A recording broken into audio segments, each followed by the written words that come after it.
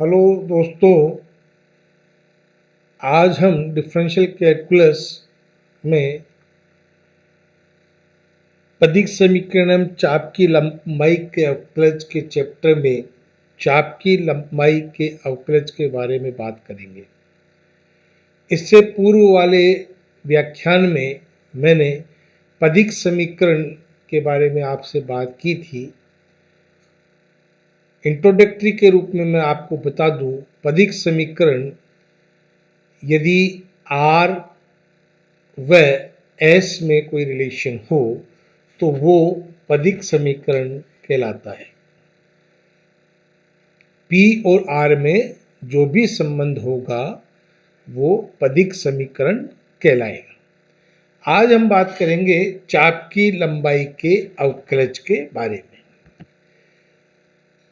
यदि एक वक्र पर हम दो बिंदु P और Q इस प्रकार लें कि चाप PQ की जो लंबाई है वो चाप जीवा PQ के नदोत्तर रहे, तो हम देखते हैं कि अगर हम लिमिटिंग पॉइंट्स लें Q टेंड्स टू P, तो आपका जो चाप PQ है और जो जीवा PQ है उनका अनुपात 1 होगा, वो एक ही होंगे।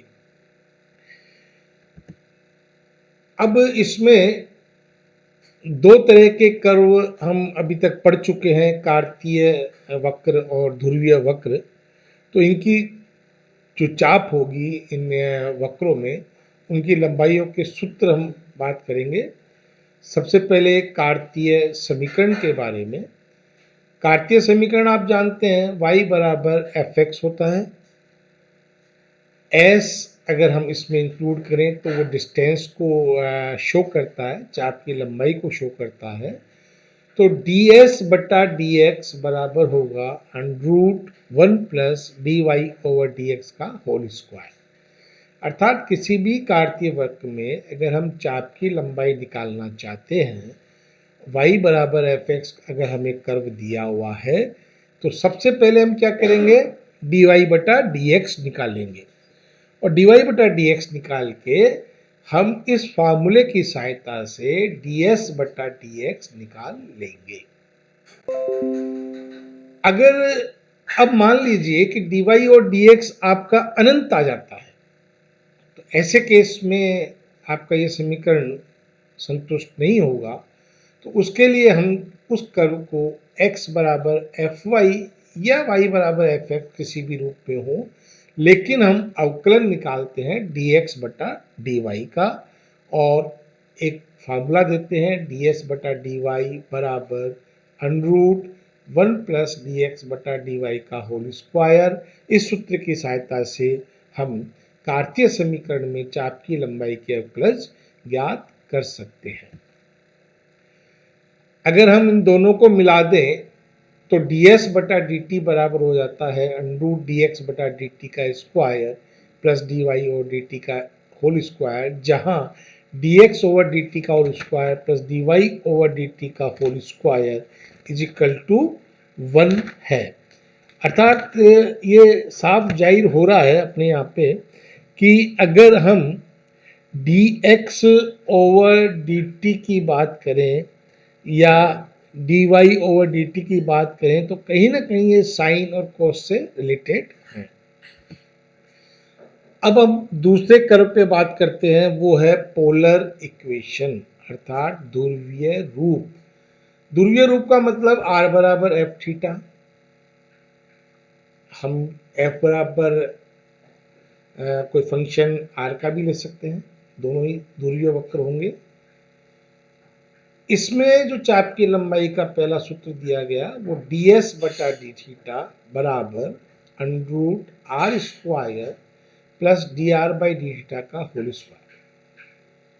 वही अगर dr बाई डी थीटा अनंत आ रहा हो तो इस सूत्र को ds बटा dr में भी कन्वर्ट किया गया है। ds बटा dr बराबर होता है √1 plus r square D theta by dr का होल स्क्वायर, और इन दोनों का कंबाइंड अगर हम लिखें तो dr बटा ds का square plus r D theta by ds का whole square is equal to 1।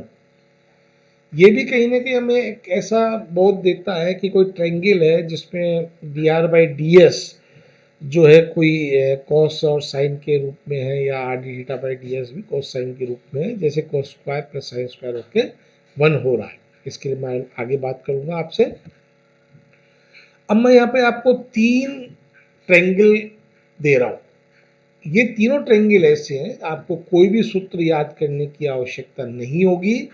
In triangle अगर आपको याद है तो इनके माध्यम से ही आप चाप की लंबाई के अवकलज के सारे सूत्र निकाल लेंगे। पहला है x और y में r इसकी ध्रुवांतर रेखा है, y अक्ष पे और x अक्ष पे, और ये चित्र एंगल थीटा के लिए है। बच्चों आप जानते हो हमारे गणित में 3 एंगल हम पढ़ते हैं, थीटा, फाई और साई। वही तीनों एंगलों के 3 ट्रायंगल मैं आपको यहाँ दूंगा।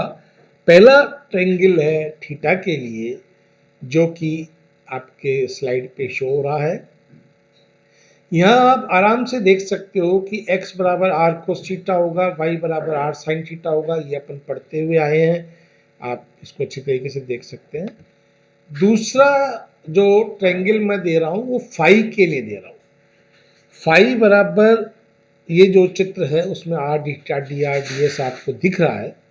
तो अब अगर हम देखो टेन फाई देखें तो टेन फाई बराबर क्या होगा, R D theta by D R, जो कि हमने पहले वाले लेसन में निकाला था। स्पर्श रेखा एवं ध्रुवांतर रेखा के मध्य कोण क्या था, वो फाई था, तो वो हमने निकाला था। अभी हम अगर इसकी बात करें सूत्रों की जो अपने ध्रुवीय रूप में लिखें तो आप देख सकते हैं वो सूत्र इससे पूरे आ रहे हैं। तीसरा ट्रायंगल साई के लिए होता है। साई के लिए जो ट्रायंगल है उसमें y अक्ष पे dy, x पे dx और बाकी ds। तो टेन साई अपन जानते हैं dy ओवर dx होता है। इसी प्रकार से साइन साई, कोस साई, सेक साई, जो भी चाहे वो अपन निकाल सकते हैं। अब इन सूत्रों की सहायता से, इन ट्रायंगलों की सहायता से कुछ एग्जाम्पल्स हम करने की कोशिश करेंगे यहाँ पे। उसके बाद कल आपको एक्सरसाइज दी जाएगी, वो आप सोल्व करें। पहला है परवलय y स्क्वायर बराबर 4ax के लिए सिद्ध कीजिए ds बटा dx बराबर अंडरूट a प्लस x बटा x। अब ds बटा dx अपन को निकालना है, तो ds बटा dx अपन जो है सूत्र अपन को पता है। ds बटा dx का सूत्र क्या है, √1 प्लस डी वाई बटा डी एक्स का होल स्क्वायर। इसका मतलब हमें कुल मिला के सबसे पहले D Y over D X निकालना पड़ेगा। डी वाई और डी एक्स निकालने के लिए वाई स्क्वायर बराबर 4x को किसके सापेक्ष अवकलन करें, x के सापेक्ष। जैसे ही x के सापेक्ष अवकलन करेंगे D Y over D X अपना आ जाएगा, और हल करने पे ये आएगा √a बटा हुआ x। अब सीधा सा फॉर्मूले में रख दीजिए, ds बटा dx बराबर √1 plus D Y over D X का whole square. D Y over D X का मान रखो, हैंस प्रूव। इसी प्रकार से एक दूसरा क्वेश्चन अब देखते हैं। ये पाचल में दिया हुआ है x बराबर a 1 minus cos T, y बराबर a t plus sign T, और हमें निकालना है ds बटा डी टी, ds बटा डी एक्स एंड ds बटा हुआ डी वाई। अब हम सबसे पहले जो पाचल में अपन को x और y के निर्देशांक दिए हुए हैं उसको t के सापेक्ष अवकलन करते हैं। इससे dx बटा dt आ जाएगा और dy बटा dt आ जाएगा। अब ds बटा dt का सूत्र पता है। ds बटा dt का सूत्र क्या होता है, अंडरूट dx बटा dt का whole square plus dy over dt का होल स्क्वायर। तो dx बटा dt का मान रख दो, dy ओवर dt का मान रख दो। दोनों मान रखने पर हमारे पास त्रिकोणमिति जब हम यूज करते हैं तो ये आता है a under root 2 1 plus cos T. अब फिर हम एक फॉर्मूला निकालते हैं। अपन जानते हैं cos 2 थीटा बराबर क्या होता है, 2 cos square theta minus 1 by 2।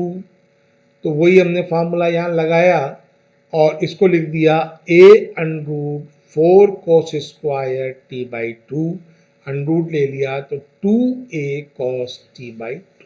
ये अपना ds/dt हो गया। अब हमें ds/dx निकालना है।